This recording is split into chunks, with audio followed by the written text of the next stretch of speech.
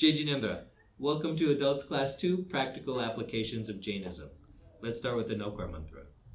Namo Arihantanam, Namo Siddhanam, Namo Ayariyanam, Namo Uvajayanam, Namo Lohi Savasahanam, Eso Pancha Karo Sava Bhava Panasno, Mangalancha Savesi Paranam Bhave Mangalam.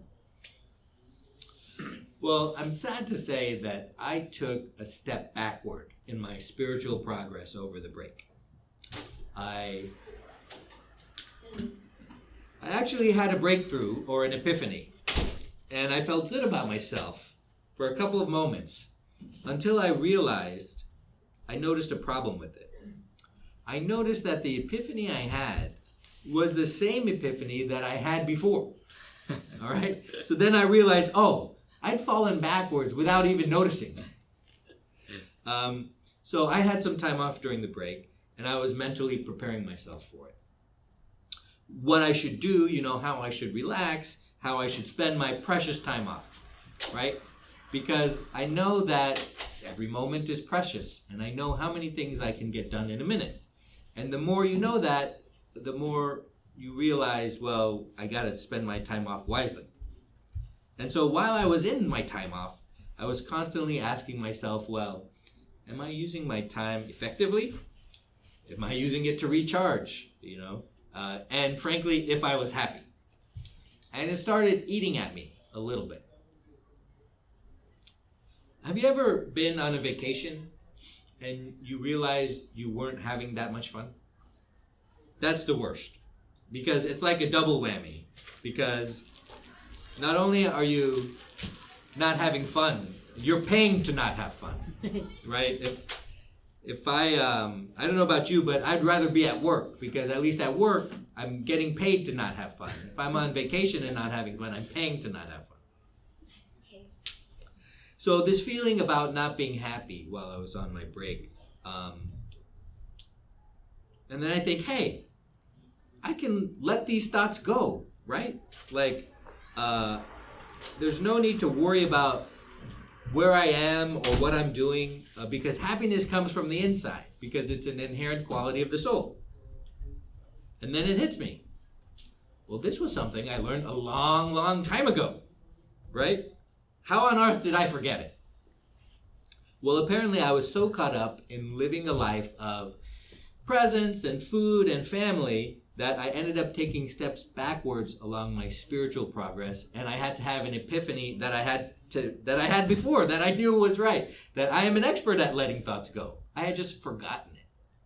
And I let kind of the material world take over, and it was causing me unhappiness. And there was no reason for it, because I know how to be happy.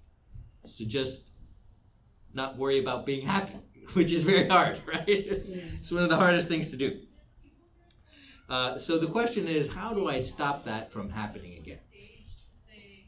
One way is maybe I, at the end of every day, I think about, what I was feeling and why I was feeling that way and what I could do. Maybe that's a way to do it. That is, you regularly reflect on things like, the impermanence of the soul and external pleasures like food and family and presents and all that. And you can journal it, or you can do daily affirmations or something like that. I thought maybe that's one way I could prevent it from happening again. Well, before we get into that, has anything like that ever happened to you? Have you ever realized you've been taking a step backwards and didn't even know it?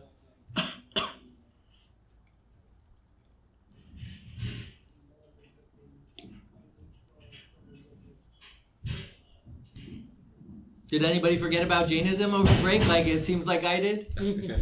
So I use this class, right, to constantly reaffirm myself, right? And that's one of the benefits of this class. But since we didn't have it, we did the lunches and then we were on break, and then I kind of got lost. Did anybody open the book over the break? No, of course not. So what else could I have done? I could have done introspection and atonement, for example, meditation, and learned that mistakes are an opportunity, right? It's not a failure. Taking steps back is not a failure. It's an opportunity. And that's how we become process oriented rather than results oriented. If we're process oriented, then making a mistake is actually, you feel good about it because you can analyze why you made it and you can know that you have to work on that. And so that's good. It's always good to feel good about making mistakes. Does everybody know what this means to be process oriented and not results oriented? It's about journey, not about destination, kind of. Right. It's about let's say you're at work. It's about refining a process that leads from point A to point B so it gets better and better. And so when you see your product or your service or your document or your spreadsheet has come out wrong at point B, you could say, if you're results oriented, you would feel bad about it. But if you're process oriented, you say, how did I get here? What is wrong in the process and what can I fix it? What can I do to fix it? And we can do that in our spiritual life as well. Don't feel bad about taking steps back or realize you're taking steps back. Use it as an opportunity to say, hey, I need to focus my attention on why I took these steps backwards and what I can do to prevent it from happening again. That's the difference between, and if you get good at it enough, you start feeling good when failures happen because you feel like, I have something to direct my attention and energy towards rather than, randomly trying to look in every direction as to where to go next on my spiritual path. So I could do that maybe. Next, I could focus on not having an expectation to feel a certain way, right? Because what is that?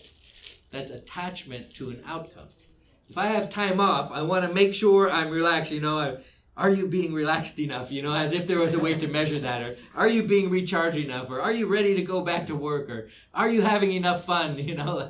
It's kind of perverse, right? And that's what comes out of being attached to an outcome, attached to a certain way. Obviously moods and feelings are transient, and that's something I learned a long time ago too. Apparently I forgot that too, right? And even spiritual epiphanies are transient, as I've learned. Sometimes I'll have the exact same one again and feel good about having it again, and then feel bad about realizing that I had it again. So our role is to observe everything without attachment to those things, without attachment to outcomes, without attachment to feeling a certain way, without attachment to emotions. I could also look at it through the lens of ahimsa, right? If I start feeling bad about myself for moving backwards along the spiritual path, it doesn't accomplish anything. Just the feeling bad. If I don't channel that into positive action or positive results, right? Happy birthday! Thank you.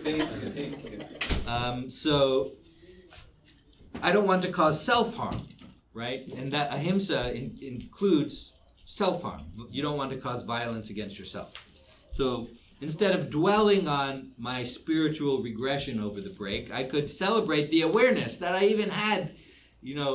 It's so hard to know where you're on the spiritual path. I should celebrate the fact that I was even aware that I had stepped backwards. Hi, come on in. How are you doing? Good. Long time no see? Yeah, it's been a while. We'll get an update from you at the end. Sure. Would love to hear it.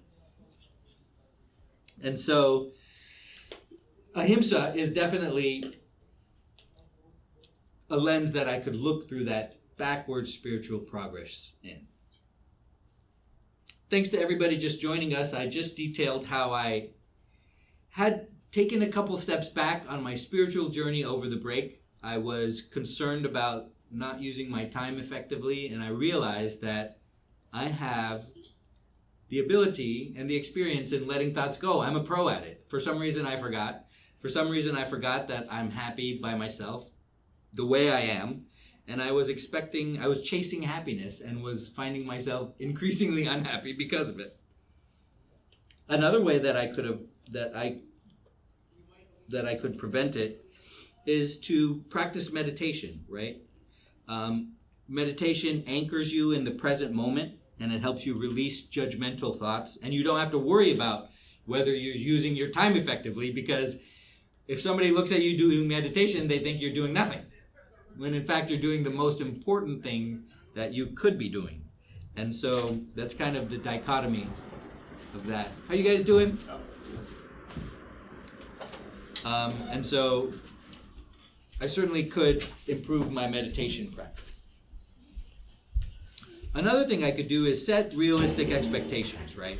That if you, I don't know how many of you are planners, but I plan everything, especially for a vacation, right? Over-planner, over-packer, the works, you name it, right?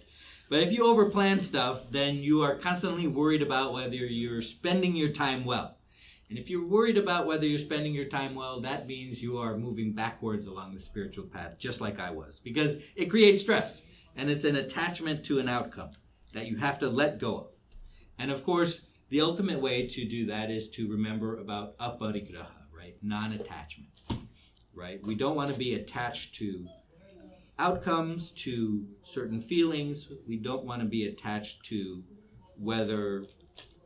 feeling a certain way through our whole lives. And all of these dovetail into one another, right? You'll notice that all Jainism concepts dovetail into one another. Another way I could do it is by using this group, right? That's what I use this group for, and not having this group is why I ended up moving backwards along the spiritual path. So I'm glad that we're back in session.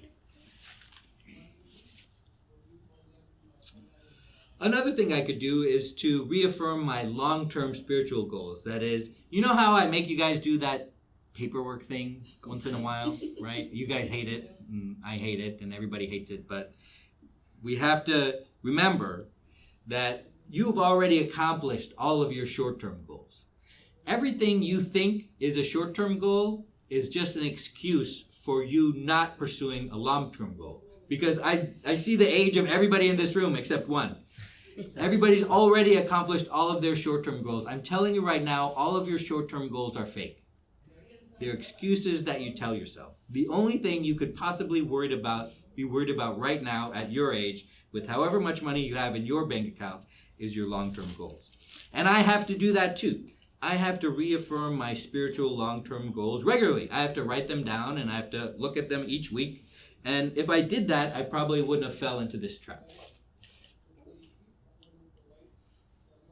Questions or comments? So what kind of long-term goals are we talking about? Like just example, like better health, more spiritual, more Your financial? long-term goal is to achieve moksha. And all other long-term goals are sub-goals of that goal. Well, how do I achieve moksha? Well, I get rid of all my karma. Well, how do I get rid of all my karma? Well, I stop worrying about my passions. Well, what are my passions? My passions are anger, ego, deceit, greed. Which ones do I have a problem with? I got rid of anger. No, I must be working on ego. That's how you think about it. I know it's a new year, so we might as well renew our challenge. Remember our challenge, we learned in this class that all anger is directed at the self.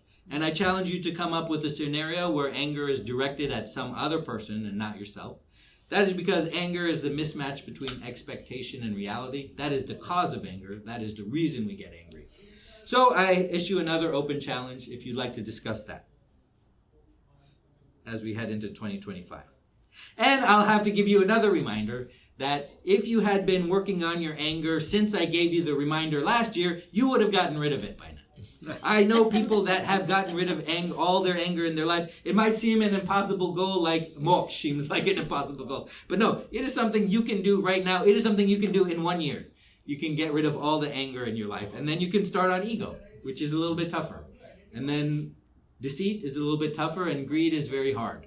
As you can see, maybe one of the reasons that I took steps backwards along the spiritual path was of greed. Because greed might be the greediness of spirituality. There is such a thing as wanting to be... You set your long-term goal is to be liberated, and you do everything you can to do that, and you suddenly find yourself greedy about that. You suddenly find yourself greedy about Jainism and wanting to be the hero of Jainism, Mr. John Jainism, the hero of Jainism, you know? And then you realize, oh, nope, I was taking a step backwards that whole time. So the thing to know is that progress is never linear, okay? It's always a roller coaster. We like to think of it, it looks like a line or like a graph. It doesn't even look like that at all. Sometimes the line can get like this, and you're walking like this, and sometimes the line can get small, and sometimes the line can go to a different dimension. It's not a graph, or it's not a chart, okay? But there is such a thing as progress, moving forwards and moving backwards, all right? And a lot of times you'll find yourself moving backwards, but it's about being process-oriented and about identifying those weaknesses and stopping them so you can make forward progress. I think also what you had said is important too, about just mindfulness, right? Being present in the moment and not letting your mind wander, because I think we tend, or at least I tend to do that when I'm on vacation, not really be completely present like I am if I am at work or if I don't have as many distractions. So taking that time to be mindful of your time or whatever it is, that you can savor in that moment. But isn't that two different things? So I'm constantly telling you to be mindful and to monitor your thoughts. And because that's like a different layer of awareness about what you're thinking. So aren't I telling you two different things? I'm also telling you to live in the present moment. How can I be mindful of my thoughts and also live in the present moment? If I'm constantly monitoring my thoughts, doesn't that take me out of the present moment? But I think eventually, I'll talk about myself, I think that becomes the way of your thought, right? Like for example, before I speak, I analyze the thought. And if it's a negative thought, it's so mindful that it blocks the negative thought. I tend to block it, either not speak or change the way I speak. Right. So that's exactly right. That is what we call integration. Those two seemingly opposite things, and they're opposite at first. When you first start, they're opposite. You're like, oh wow, okay, I got to monitor everything. I got to constantly monitor my feelings, monitor my thoughts, monitor other people's feelings and other people's thoughts. And I am not in the present moment at all. I'm like in my head. I'm not looking or responding to everything around me. And so those are two opposite things at the beginning. But as you get better at it, they start integrating, where you're mindful and you're living in the present moment. And it's hard to do. You have to practice it. And that's exactly right. It becomes who you are. The mindfulness becomes you. And you are living in the present moment and being mindful at once you integrate it. Other questions or comments? And just to extend that, I think thanks to you, I had no idea that existed. Right. It's like a secret world that nobody told you about, right? And you're like, do people live here? Yes, people live there all the time.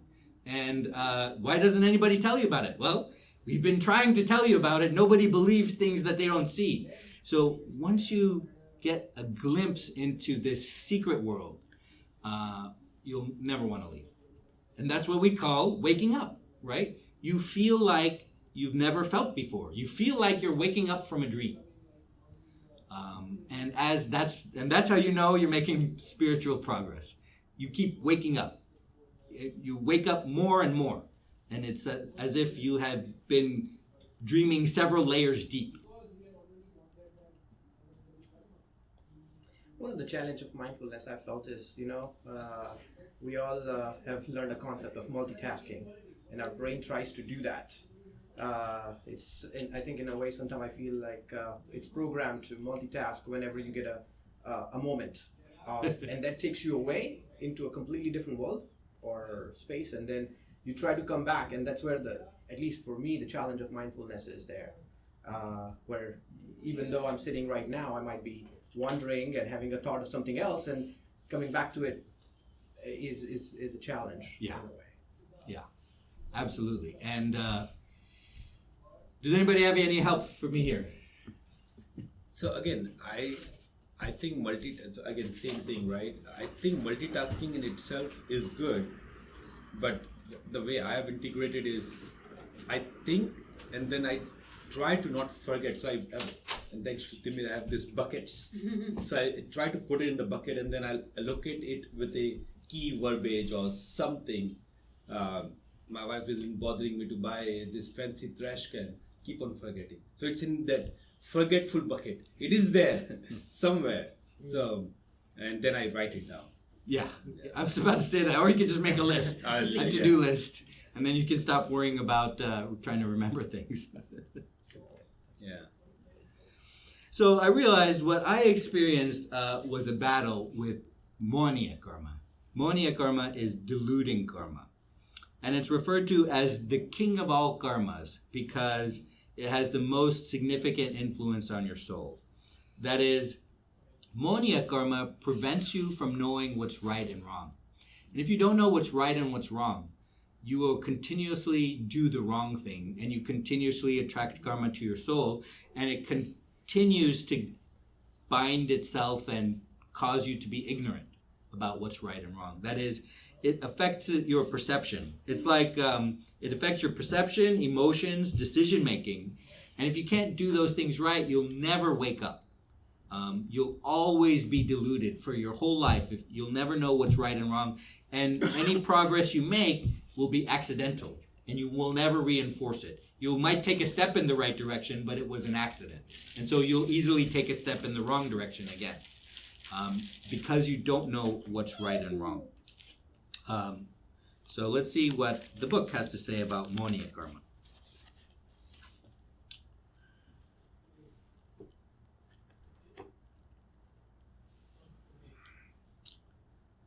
The effect of this karma deludes or misleads or confuses the soul. Under the influence of this karma, the bliss quality of the soul undergoes defilement and transformation into an impure state. This karma is so powerful that it is considered the villain of peace, or the king of all karma. It is compared with intoxication, and like an intoxicated person, the soul under its influence loses power to distinguish between good and bad, right and wrong, and goes away towards false faith and false conduct. It's like when something's wrong with your brain, right? If something's wrong with the way you perceive the world, like it affects your entire life because your entire life is filtered through your brain, right? And so this Monia karma, if something is wrong with your perception of what's right and what's wrong, you are unable to do any samvar, any nirdra, and you're just constantly bombarded by karma and you are helpless, right? The book goes on to say, once deluding karma is destroyed, knowledge obscuring, nanavarnya, perception obscuring, darshanavarnya, and obstruction karma, antarai karma, are destroyed within 48 minutes. Okay, so Kevalnyan, Keval darshan, that is infinite knowledge, infinite perception, and infinite power are all achieved 48 minutes after you get rid of Monia karma. And if you didn't believe that, if you're more of a visual person, the book has this graph, of course, of the karma, right? Of the Gati and Agati karma. There are 8 karmas. And for Monia karma, it says, look at the next page, right? It's got its own chart, right? Monia karma got its own chart, own separate page, right? So that's how important Monia karma is.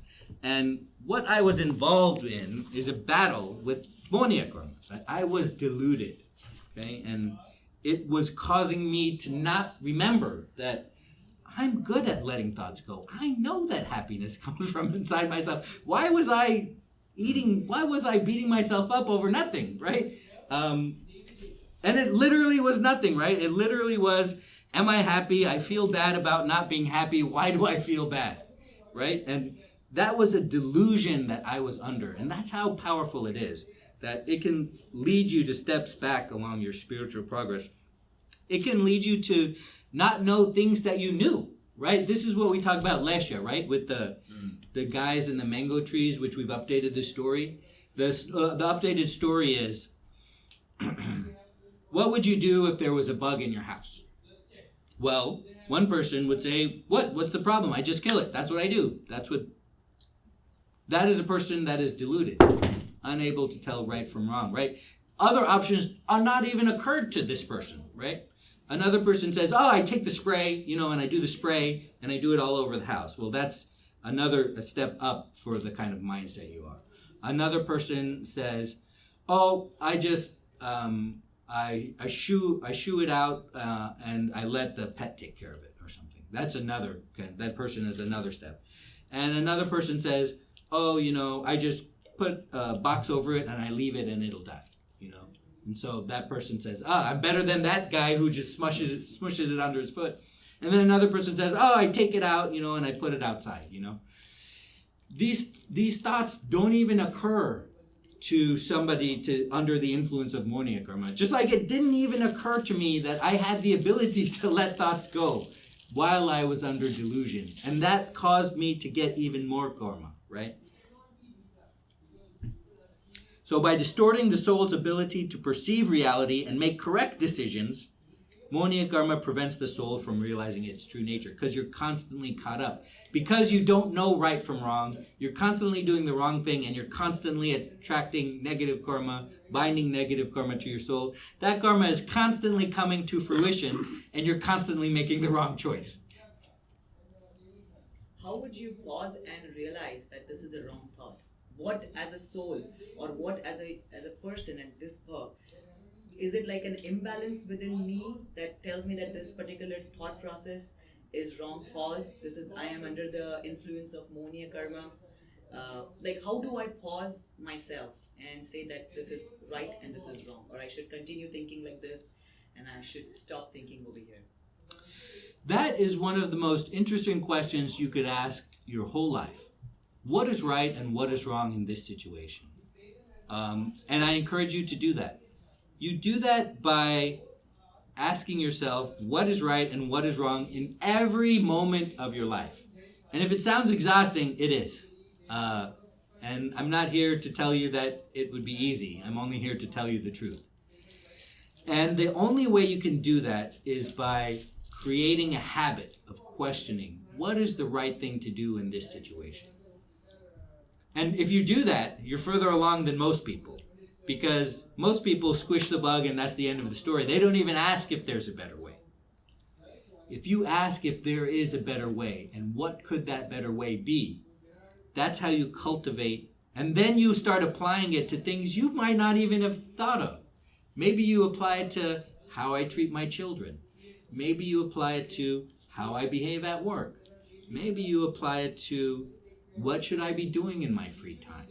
What is the right thing to do in this situation? Is the right thing to worry about? If I had done that, I could have gotten myself out of this trap before I came here. Is the right thing to be worried about food and friends and family and presents? Was that the right thing to be doing for me? Maybe if I wasn't under the influence then, or maybe if I had cultivated an examined life, a life of examining what I do, then I could get out of it. That's the right way to go. So then it brought me to the thought, what about the pressing situation? All right, situation where kids and social life, I have time to think and I can ask that question and pause. But what about the pressing or demanding situation where in my mind I think that person is waiting for an immediate answer at this point, whether as an employee or as an employer or on a signal light. So what happens? How do I take that moment? Because I think that I have no moment.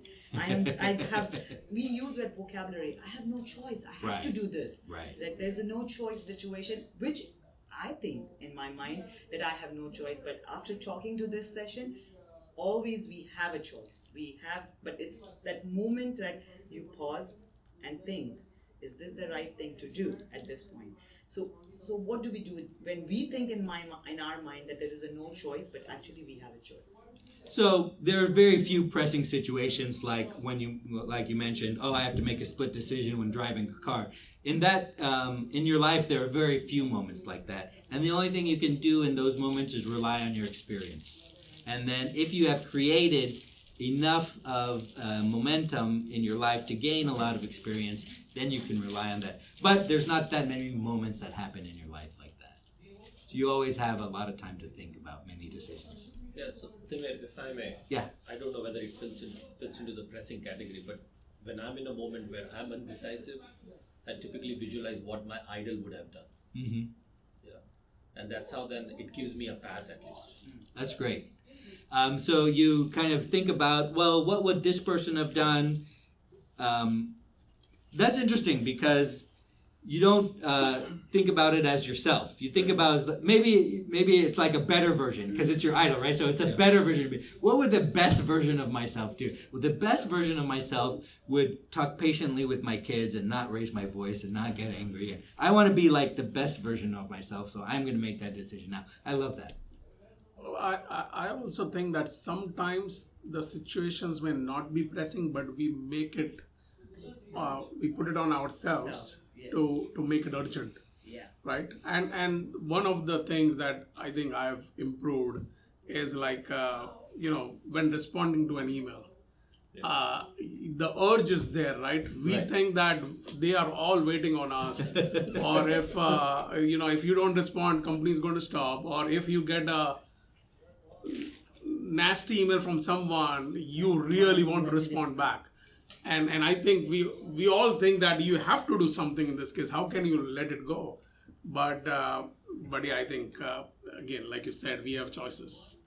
But sometimes we don't look at the choices. We are like, no, we have to do something. But most of the time, it's not that way. Right.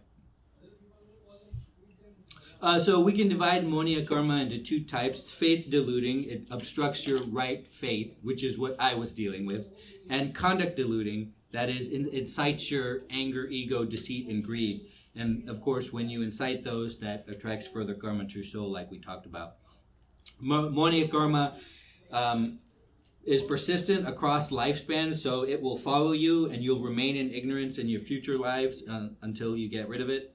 It's the hardest to eradicate because it directly fuels your ability to fight it. The more you have of it, the less you have to fight it.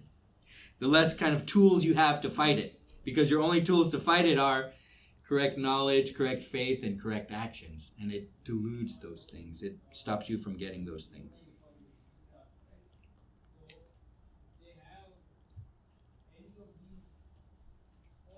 Questions or comments?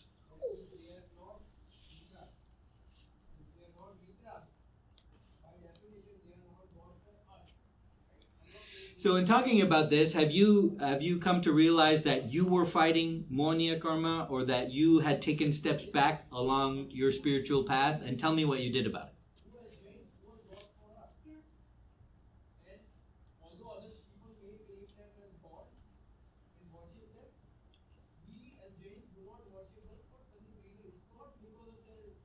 No problem. While you think about that, let's get an update. Mihir, I'm so glad to see you. It fills my heart with a lot of pleasure to see you again. Of course, Mihir has been in Belgium for a while. Are you just here on break, or? Yes. Oh, okay. Yeah, we're on an annual visit. Oh, that's great. Well, thank you for those who know me. Thank you, Timur, for the opportunity. Questions or comments about anything we talked about? Did you guys have time to think about any times that you had taken steps back along the spiritual path and maybe had not realized it until today? Or other questions or comments? I'm out of town next week. Can anybody take the class next week? It's a good time to talk about something you know about or something you want to know about, because you can use this week to learn about it. Thank you. Because I'm going to be out of town, and we just started, and I have to be out of town, and I don't want us to stop, because I personally firsthand know the danger you can get into when we stop having this class. And me and Sheetal always talk like, whether Timmy is on vacation or the class is not there, we need to call Timmy. Yeah, it's just so much part of every Sunday. Sure. Recharges, and I talk about you with all people that work with me, and like everybody knows you. I talk about this class in my office. Yeah. Well, you'd be surprised, but the whole world actually recognizes your voice because we put it online, so everybody actually knows you as well. We have a listener in Manila, we have a couple listeners in India, we have people in Illinois, the Northeast, a couple people in California, and of course a lot of people here. Questions or comments about anything we talked about today?